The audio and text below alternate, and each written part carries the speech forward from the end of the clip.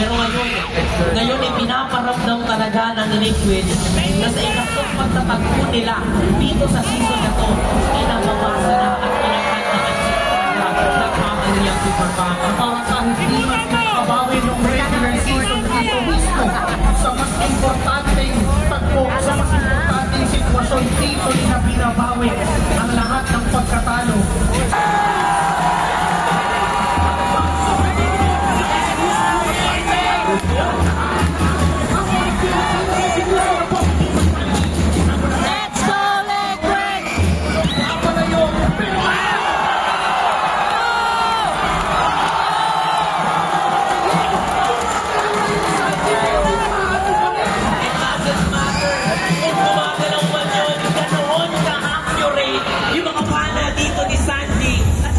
Makikita na ang mga naibato ng araw ay 75 pero ang tumama lang at 22 pero yung isa sa pinaka-crucial na tumama ay para makakuha ba ng Gale kakakata sa Pacific Liquid. Sumusubok naman din ang Onyx sa taas sa rin sa taas sa ilang inverse na ng Onyx yung itaan hindi pa rin naman nila tumuyang magiba nahihirapan pa rin ang hindi pa rin nila kaya buhay pa rin ang Super Fam, buhay pa rin ang Onyx Philippines. Hindi pa rin tapos ang laban na to, alam pa rin ang Onyx na kaya nilang mahanap ang magandang target. Kailangan nilang mapanish kung mag-overlist din ng Liquid yung kasar. Sisi mo na rocklet. Nagkahanap nila why yung target na si Kirk na nakita. Kapag yung gawin na sila mag-overlist. Espada kayo isa halin. Sa kamay. Risuya pa rin. Stop. Dito sa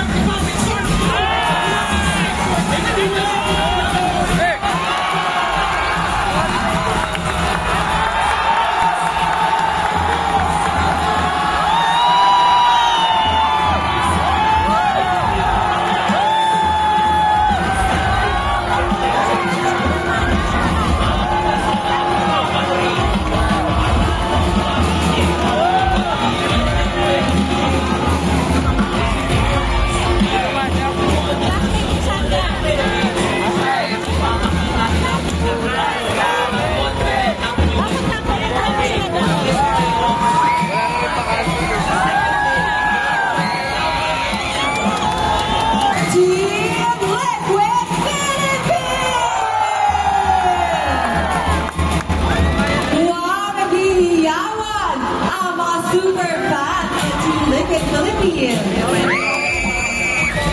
Congratulations! Happy! Ayan, gusto kong tanungin si JP since birthday niya kahapon. Happy birthday, JP! Ayun, so ano mga naging preparations nyo laban ko? Ano lang po, kung isa kahapon lang para may nanasang po. Grabe, na-save nyo eh. So talagang nag-prepare kayo for this day off. Ayun. So ako naman, pwede naman kahit sinang sumagat ah.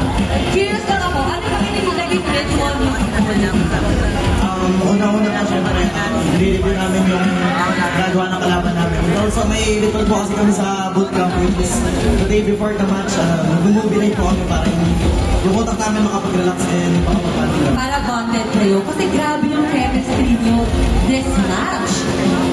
Wow! Kayo, meron ba kayong mga pre-ritual? Mga ritual?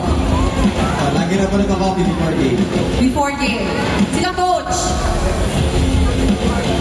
Inawaan lang namin yung aso ni Carly, si Kogi. Ilang swerte! Nakawak nga niya na. Baka maswertehin din ako. Eh si Paul naman, may ritual ka ba? Wala po, ano lang. Oo, sa kami si namin. Tsaka syempre huwag natin kalamutan si Carl. Alright! So, alright, thank you so much. And once again, you may now take your bow. And walk off to victory.